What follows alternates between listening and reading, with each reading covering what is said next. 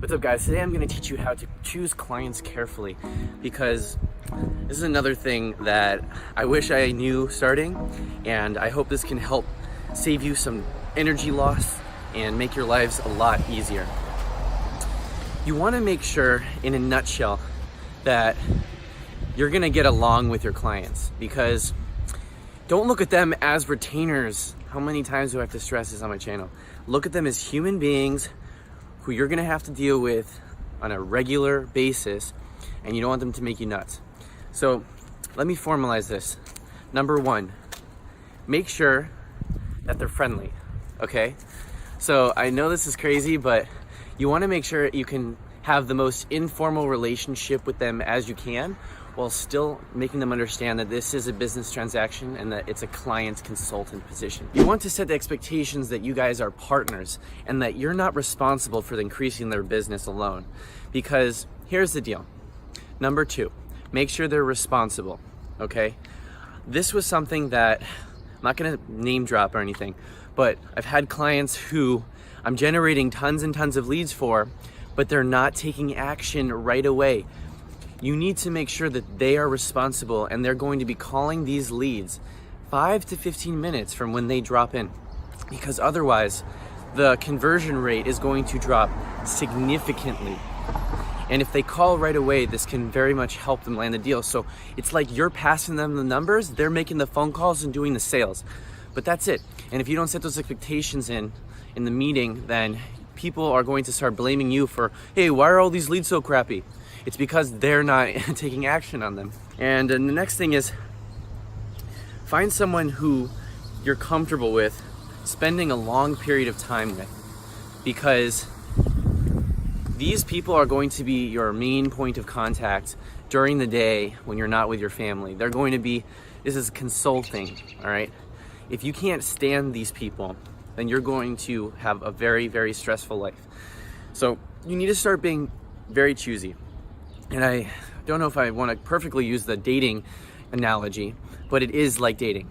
There are so many real estate agents out there, and you can find one that works for you, and make sure that they match your personality, because I'm a very direct, outgoing person. Sometimes that doesn't work well with everyone, and you also need to have that expectation in your head when you're looking for clients. This is probably the biggest one on the list, is make sure they have enough capital for marketing.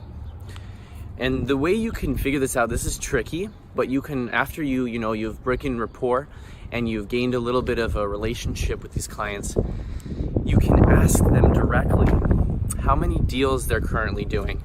And the average commission is between $10,000 to $15,000 per deal.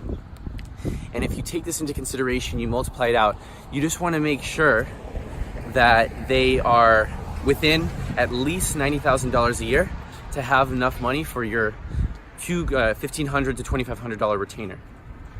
And another way to do this is to ask them if they're a premier agent, to see how well they're doing currently. Because if you're just going to take a client on and then you charge them all this money, and they only sell about 2 to 3 listings a month, not even, if they just have 2 to 3 listings period, then it's not gonna last, because they just don't have enough money to pay you. It's not gonna be worth it for them, and it won't be worth your time either. This is a big one too. Make sure they're highly available to you, and that they answer their phone when you call them, and that they answer your text messages reasonably fast when you text them. Because you can lose leads if they don't, and it also blocks you if you need assets from them, if you need photos, if you need a credit card number for a new service they need. If you need something from them and they're not available to you, that's gonna slow you down, and it's gonna ultimately land you getting blamed because you're not getting work done. But if they're highly available and you can get your work done when you need to get your work done, then all is well. So in a nutshell, like I said before, make sure they have enough money and that they're really, really easy to work with. And that's the 2 biggest tips out of all these that I can recommend to you. But at the end of the day, you have to make sure your personalities fit. And if I can stress one thing, if you're just starting out, do not be desperate for clients. In fact, if you're desperate, then you shouldn't be doing this at all. Make sure to be picky with the people that you introduce into your life, because the quality of your life is going to just be it's going to be directly proportionate to the people that you surround yourself with. And if you're surrounding yourself with uptight, stressful people, you best believe you're going to be uptight and stressed out. So make sure that you have easygoing, friendly clients who are on the same team as you and aren't ready to call their lawyers at any moment. And I hope this helped you. If you have any questions, just leave a comment below. Have an amazing day.